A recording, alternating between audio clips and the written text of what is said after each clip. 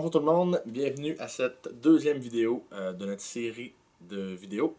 Christian Quentin Shani O'Keefe pour Infini Jeux. Aujourd'hui, on vous parle d'un jeu un petit peu plus costaud que le premier dont on vous a parlé. Eldritch Horror ou Les Contrées de l'horreur en français.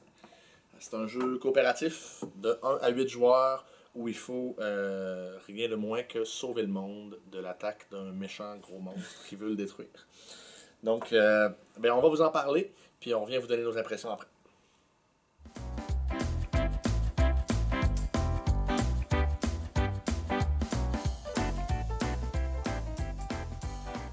Donc, première chose que chaque joueur va faire quand on commence une partie, va choisir un personnage parmi les plusieurs personnages qui sont disponibles. Pour chaque personnage, sur la fiche, on a son nom, sa profession, qui ne sont pas très utiles dans le jeu. Une action spéciale qu'il peut faire. Ici, des points de vie et des points de santé mentale. Si jamais un ou l'autre descend à 0, le personnage va être éliminé. Bon, ici, tu meurs. Puis, pour celui-là, tu deviens fou. Peu importe, la partie est terminée pour ce personnage-là. Quand quelqu'un est éliminé comme ça, il pige juste un nouveau personnage puis il continue à jouer. Donc, c'est pas la fin du monde pour le jeu. Ensuite, il y a 5 habiletés décrites dans le bas de la carte. Ces habiletés-là, pendant le jeu, on va être appelé à faire des tests d'habileté, souvent par les cartes. Pour faire un test d'habileté, comment ça fonctionne? C'est qu'on prend autant de dés que le chiffre de notre habileté. Par exemple, si j'ai un test d'influence ici à faire, je vais prendre 3 dés, je vais les lancer. Puis, chaque 5 et 6, c'est des succès. Pour la plupart des tâches dans le jeu, ça va prendre un seul succès. Si ça en prend plus qu'un, on va vous le mentionner. Donc, dans ce cas-ci, j'aurais échoué lamentablement mon test, parce que j'ai pas de 5 ni de 6. Donc, une fois que les joueurs ont choisi leur personnage, de l'autre côté de la fiche, on a l'endroit où ils commencent sur la carte et les items de départ. Et si jamais ils tombent à 0 point de vie ou 0 point de santé mentale, il y a un petit événement qu'on peut faire pour comme finir son histoire. Chaque joueur vient avec un jeton comme ça pour le placer sur la carte. Voilà. Et pour se déplacer donc sur la carte qui est par là. Donc voilà pour les personnages. Ensuite, les joueurs vont sélectionner un ancien. C'est les espèces de monstres qui viennent attaquer la planète contre qui il faut se défendre. Donc on a le choix entre 4 anciens ici. Donc les joueurs vont choisir contre qui ils vont décider de se battre cette partie-ci. Les règles suggèrent Azathoth comme premier ennemi parce que les règles sont plus simples avec lui. Une fois qu'on a choisi son ancien, sur la carte de l'ancien, on a plein d'informations, les valeurs de combat des cultistes qui sont un type de monstre, qu'on va voir tantôt, des règles spéciales ici, puis la façon de construire le deck de Mythos, qui est le deck de cartes dans lequel on va piger à la fin de chaque tour des joueurs pour faire progresser le jeu, en fait. Donc si ce deck-là est terminé avant qu'on ait réussi l'objectif du jeu, on a perdu. Donc comment le construire, c'est inscrit ici. Et finalement, ce personnage-là, l'ancien, peut se réveiller quelque part dans le jeu. Si jamais ça arrive, on retourne la fiche, puis on fait ce qui est écrit à l'endos. Dans le cas de Azathoth, on a perdu la partie si jamais il se réveille. Donc c'est pour ça qu'il est considéré comme le plus simple. Là, il n'y a pas de règles supplémentaires. Une fois qu'on a choisi aussi, on va aller prendre les cartes correspondantes. Donc il y a les cartes mystères ici, qui correspondent à l'ancien qu'on a choisi. Et il y a aussi les cartes enquête, qui correspondent à l'ancien qu'on a choisi. Là, si vous avez les Contrées de l'horreur ou Eldritch Horror en version de base seulement, vous pouvez vous demander pourquoi j'ai autant de cartes. C'est que l'extension rajoute 17 nouvelles cartes aux 7 cartes qu'il y a dans le jeu de base. Donc, ça rajoute vraiment de la variété. Pas de nouvelles mécaniques, mais plein de variétés. Donc, c'est pour ça que j'ai autant de cartes. Les cartes mystères qui sont ici, c'est le cœur du jeu. Le but pour les enquêteurs, c'est de réussir 3 de ces mystères-là. Donc, on les prend. Il y en a 5 dans le jeu de base. On les mélange. Puis, on retourne le premier. Et là, en lisant, on va nous donner les conditions et qu'est-ce qu'il faut faire pour la compléter. Et si jamais on réussit à compléter 3 cartes comme ça, on a gagné la partie. Voilà pour l'ancien. Comment le jeu se déroule maintenant? Chaque joueur va placer son jeton sur la ville indiquée sur sa fiche de personnage. Ensuite, les joueurs à tour de rôle vont avoir chacun 2 actions à leur tour. Ensuite, une rencontre. Finalement, on va piger la carte Mythos à la fin du tour qui fait progresser le jeu. Puis on joue ainsi de suite jusqu'à ce que ou la condition de victoire ou une des conditions de défaite soit remplie à la fin du tour. Les actions possibles pour un joueur dans un tour. Un joueur peut se déplacer. Ça coûte une action de se déplacer vers une case adjacente. Un joueur peut aussi se reposer pour guérir des blessures mentales ou physiques. Un joueur peut échanger des ressources avec un autre enquêteur qui est dans la même case que lui. Finalement, si on est sur une ville, il y a 2 actions de plus qu'on peut faire. On peut soit obtenir des billets de bateau ou de train qui vont nous permettre plus tard, quand on va faire une action de déplacement, de se déplacer de plus d'une case.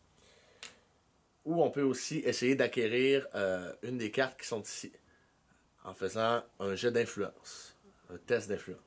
Donc on regarde son influence sur sa fiche, on lance ce nombre de dés-là, puis on compte les succès. Puis si par exemple on obtient un succès, bien, on peut acheter les cartes qui coûtent 1, ici dans le coin, comme ça. On peut aussi en tout temps faire un emprunt ici à la banque, bank loan. Si on fait ça, ça rajoute 2 succès à notre jet, puis on peut obtenir un objet de plus grande valeur. Sauf que ça nous donne la condition endettée. Donc on s'en va dans le paquet de conditions ici, jusqu'à ce qu'on obtienne une condition endettée, ici, puis on la place devant nous. Les conditions, comment ça fonctionne dans ce jeu-là, c'est que des conditions endettées, il y en a plusieurs dans le paquet. Elles ont toutes la même face, le même côté recto, mais le verso est différent pour chacune. Et pour chacune des conditions dans le jeu, peu importe, il y en a d'autres, paranoïa, amnésie, etc. Pour chacune des conditions, c'est la même chose. Il y a une façon de s'en débarrasser. Il y a une action qui dit, si vous réussissez par exemple tel test, vous pouvez vous débarrasser de la carte. Donc vous avez comme remboursé votre dette. Mais, si vous avez encore la carte devant vous, quand ce symbole-là ici apparaît sur une des cartes Mythos à la fin du tour, vous devez absolument activer l'effet qui est là. Puis dans ce cas-ci, on vous dit, quelqu'un vient réclamer sa dette, tournez la carte. Et là, vous tournez la carte. Et de l'autre côté, chacune des cartes dette du paquet a un verso différent. Ce qui fait que vous ne pouvez pas anticiper ce qui est arrivé parce qu'une autre partie avant, vous avez obtenu une carte dette. Je ne peux pas vous dire, j'ai déjà eu une dette, je sais ce que ça fait quand ils viennent la chercher. Non, vous ne savez pas, parce que ça peut être une des 8, 9, 10 choses différentes que dans le jeu. Donc c'est vraiment une des forces de ce jeu-là, la variété de chaque partie. Donc voilà pour les conditions. Donc finalement, quand vous avez terminé vos 2 actions, disons que je me déplace 2 fois avec lui, puis je finis à Londres. Quand vous terminez sur une case, comme ça, on va s'approcher de Londres. Si vous voyez sur Londres, Londres c'est une ville, orange. C'est écrit dessus que ça fait apparaître des jetons d'indices. Donc ça c'est ce qui est le plus probable qui arrive si vous avez une rencontre à Londres. L'effet de la carte risque de faire apparaître des jetons d'indices. C'est pas assuré, mais c'est ce qui est le plus probable. Pour les autres villes, c'est autre chose. Par exemple, si on va voir Rome, Rome, ça peut permettre d'améliorer votre habileté de volonté, par exemple. Okay? Donc pour Londres, si je termine mon tour à Londres, je vais aller prendre une carte rencontre ici, orange, de la couleur de Londres.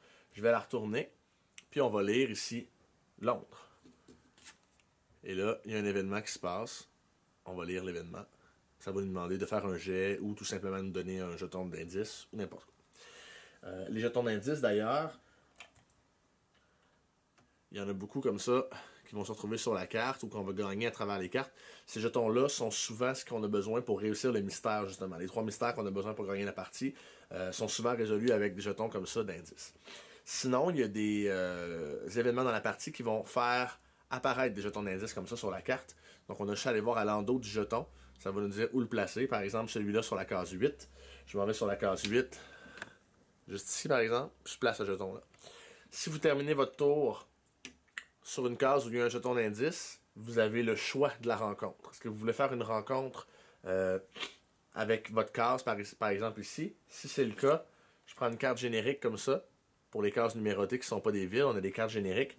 Puis je vais lire la section appropriée. Dans ce cas-ci, je lirai mer, parce que c'est une rencontre en mer. Il y a dans la forêt ou dans la ville. Donc je lirai mer. Mais s'il y a un jeton d'indice sur ma case, je peux aussi opter pour faire la rencontre de l'indice. Dans ce cas-là, je vais aller piger dans ce paquet-là, qui est le paquet de recherche avec la loupe dessus. puis je vais aller lire. On a les trois mêmes options. Dans ce cas-là, je suis dans l'océan, donc je vais lire mer ici, et vous lisez le truc. En général, si vous réussissez le jet qu'on vous demande de faire, vous allez récupérer le jeton d'indice. Mais des fois, il peut y avoir plus que ça. Et les petits événements sont reliés à l'ancien que vous avez choisi, puisque les cartes sont des cartes spécifiques à l'ancien que vous avez choisi en début de partie. Donc voilà. Finalement, donc vous faites votre rencontre comme ça à la fin de votre tour. La seule chose c'est possible aussi qu'il y ait une porte vers une autre dimension sur votre endroit. Par exemple, si on me demande d'ajouter une porte, puis que je tire celle-là, je la rajoute à Sydney. Et là, si je me dirige vers Sydney, eh bien, il y a une porte dessus. Et si j'arrête là, je peux faire soit la rencontre à Sydney ou une rencontre de porte. Donc, j'ai pigé une carte comme ça, puis je vais lire la rencontre. Les rencontres vont souvent vous permettre, si vous réussissez les jets à l'intérieur, de vous débarrasser de la porte. Et se débarrasser de la porte, c'est très important parce que les portes, plus il y en a sur le plateau, plus votre piste en haut du panneau ici va descendre vers zéro et donc l'ancien risque de se réveiller. Donc, c'est vraiment important de se débarrasser des portes. Finalement, si vous terminez sur une case sur laquelle il y a un monstre, vous devez le combattre. Puis on va aller voir ce que ça donne combattre un monstre. Donc, les monstres. Quand vous arrivez sur une case à la fin de votre tour et que vous devez faire une rencontre, s'il y a un monstre sur votre case, vous devez d'abord affronter le monstre. Si vous réussissez à le vaincre, s'il y a un autre monstre, vous l'affrontez lui aussi, etc. Et s'il n'y a plus de monstres, vous pouvez faire votre rencontre normalement. Donc, les monstres sont placés dans un sac et on les pige au hasard à chaque fois qu'ils doivent apparaître sur le plateau. En général, ils apparaissent en même temps qu'une porte vers une autre dimension. Donc, si on regarde mieux ici, d'un côté, vous avez le dessin avec le titre du monstre. De l'autre côté, vous avez ses statistiques. Dans un combat contre un monstre, vous faites en général 2 jets. Vous faites d'abord un jet de volonté. Et le jet de volonté vous fait 1 dégât à votre santé mentale, moins 1 par succès sur votre jet. Donc, vous faites votre jet de volonté. Si vous avez au moins un succès, ben, il vous fait 1 moins 1, donc il ne vous fait pas de dégâts de santé mentale. Ensuite, vous faites un jet de force à moins 1 dé. Donc, si vous avez 3 de force, vous lancez seulement 2 dés. Et si vous réduisez les dégâts qui sont ici par le nombre de succès. Donc, si vous obtenez au moins un succès, il ne vous fera pas de dégâts. Ensuite, vous prenez vos succès sur le même jet. Si ça atteint le nombre ici, vous faites autant de dégâts au monstre que le nombre de succès. Donc, par exemple, mon jet de force est à... J'ai 4 de force. Donc, je lance 3 dés parce que 4 moins 1. J'obtiens ça ici comme ça. J'ai donc un succès avec mon 5. Donc, ici, je ne prendrai pas le dégât parce que 1 moins 1, 0. Puis finalement, je lui fais un dégât au monstre parce que j'ai un succès. Ça suffit pour le tuer parce qu'il y a 1 ici. Bon, il y a des monstres qui ont des effets spéciaux ici aussi. Vous les lisez à chaque fois, évidemment. Et c'est comme ça que le combat fonctionne pour les monstres. Donc, évidemment, j'ai pas couvert tout ce qui se faisait dans ce jeu-là. Il y a beaucoup de choses qui se passent. Mais je pense avoir donné une bonne impression. Puis, de toute façon, tout de suite, on vous donne nos impressions générales là-dessus. Donc voilà, comme vous avez vu, c'est un gros jeu. Qui est étonnamment court, par exemple. On le joue quelques fois à 2 joueurs. Ça prend à peu près 1h30. À 4 joueurs, ça dépasse pas 2 heures. Une fois que tout le monde sait ce qu'il y a à faire. Moi, j'adore ce jeu-là à cause de... C'est un jeu qui nous raconte une histoire. Toutes les rencontres sont différentes. On a toujours un texte différent. On se fait vraiment raconter une histoire. Les mystères qui sont à résoudre sont différents à chaque partie. Puis on a vraiment l'impression qu'on est en train de faire l'action qu'ils décrivent. Donc moi j'adore ça pour ça. Chani? Même chose, j'ai vraiment aimé ce jeu-là. La thématique, on est dedans. Là. C'est difficile d'être plus thématique puis de respecter plus la thématique que ça. On se sent dans l'univers. On a le goût de lire les petites histoires, ils sont pas là pour rien. Peut-être que je mettrais un petit conseil là-dessus. Si vous ne comprenez pas bien l'anglais, assurez-vous de le commander en français. Passez pas à côté de ça. Là, c'est essentiel, là. Il y a trop de texte, c'est trop le cœur du jeu pour qu'on puisse s'en passer. Il y a des jeux où c'est juste l'iconographie, où il n'y a pas beaucoup de texte, on peut gérer même si on ne comprend pas bien, mais à ce jeu-là, il faut absolument que ce soit votre langage. Là. C'est un jeu d'histoire, de contenu. Ce qui d'ailleurs me donne envie de vous mentionner que si vous aimez les jeux coopératifs, mais du genre casse-tête, de la gamme de Pandémie, dans ce genre-là où on peut calculer, ceux qui sont calculatoires, où ok, le prochain mouvement qu'on fait, il faut vraiment que ce soit important, toi, vous allez vous perdre dans celui-là, c'est pas ce genre de jeu-là. Le prochain mouvement à faire est relativement évident la plupart du temps, où il y a 4 ou 5 bonnes options. Le plaisir de ce jeu-là, c'est vraiment de se faire raconter une histoire, de dire je vais aller faire l'expédition en Antarctique, puis de lire la carte, puis de vraiment sentir qu'on est en Antarctique, puis qu'on a un choix à faire dans l'histoire, puis qu'on va acquérir quelque chose de ça, puis c'est vraiment là qu'est le plaisir du jeu. Ouais, beaucoup d'options à chaque fois qu'on joue, même si c'est pas réfléchi autant que Pandémie, disons. Oui. Beaucoup d'options quand même. On a toujours l'impression qu'il y a quelque chose qu'on peut faire. Toujours l'impression qu'il y a des petits feux à éteindre. Là. Tirage d'adrénaline quand même. On a toujours l'impression qu'il faut faire attention à ce qu'on fait. Puis que chaque jeu est critique. Vraiment intéressant, en fait. Puis il y a toujours une option plaisante. Puis ça, dans les jeux, moi, j'adore ça. À ton tour, c'est jamais comme, bon là, il n'y a rien de le fun à faire, fait que je vais faire ça parce qu'il faut le faire, puis je vais passer mon tour. Non, c'est toujours le fun. Il y a toujours une histoire, il y a toujours quelque chose, on va toujours faire appel à une de vos statistiques. Vous avez toujours une impression de réussite ou de... ou de flop total, oui. finalement. Mais l'impression est là, vous avez vraiment l'impression que vous avez accompli quelque chose à chaque fois que vous jouez. Puis la difficulté est modulable. Là, dans les cartes mythos dont on fait le paquet du méchant au début, il y a des cartes faciles, des cartes difficiles, puis des cartes normales. Donc vous pouvez moduler le paquet comme vous voulez si vous trouvez le jeu facile ou difficile. Et il est très très bien échelonné là, selon le nombre de joueurs, de 1 à 8. Il y a des petites cartes là, qui vous donnent ici, qui vous donnent les différentes choses à faire si vous êtes 1, 2, 3, 4. Donc le jeu est vraiment vraiment bien balancé pour de 1 à 8 joueurs.